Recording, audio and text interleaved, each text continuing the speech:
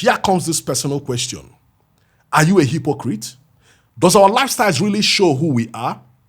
One is a Christian, tongue-talking and spirit-filled on Sunday, but on Monday he or she turns a tiger in the house and chameleon in the office. Are we sure we aren't hypocrites?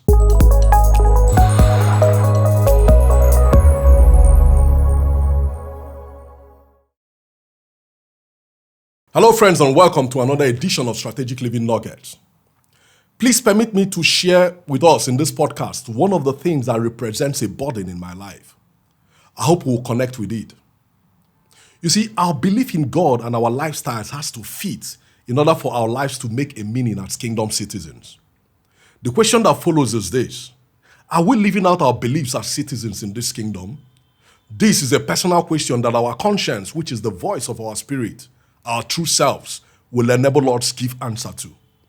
Is our conscience that knows if we are truly living out as we ought to, or are we hypocrites? This word hypocrite was mentioned in the last podcast. It's a word that when we carefully look at its meaning, we will be surprised to find out, sadly, that most of us in ignorance are hypocrites. Let me prove that.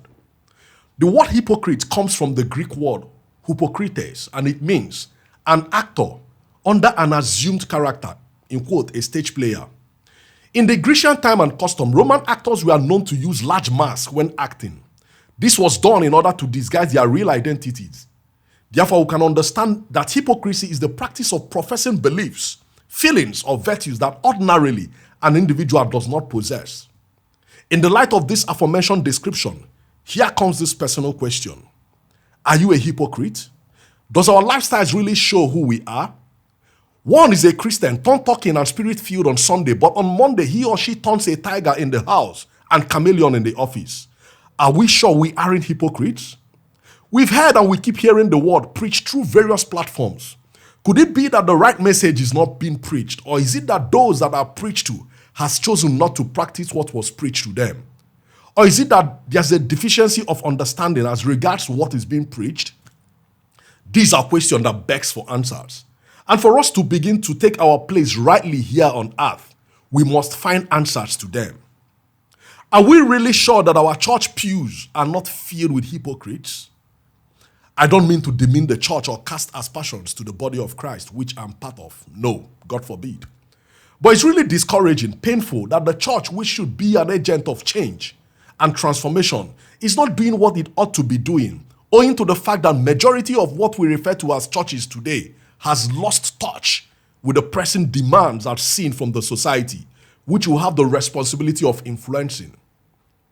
I've often said that if the number of people that we see every Sunday morning and evenings living at the close of every church service were to live out this ideal as taught and modeled by the life and times of Jesus, our families, societies, and the world at large will be a better place. But we have a part to play in order to get this right. How? By looking at the life of Jesus. Have you ever wondered what made Jesus different? His difference was that his entire life was dedicated to touching and changing lives. When you read John chapter 17 from verse 1 to the end, which was his last prayer before crucifixion, it was all about the lives that he came to save and the lives that will be saved by his demise. This was his difference. This difference we are still selling and celebrating more than 2,000 years after. Friends, we are here for lives. An understanding of this singular demand leaves us with a sense of duty to live every day of our lives, seeking for ways to release that which we carry in order that a life will be blessed.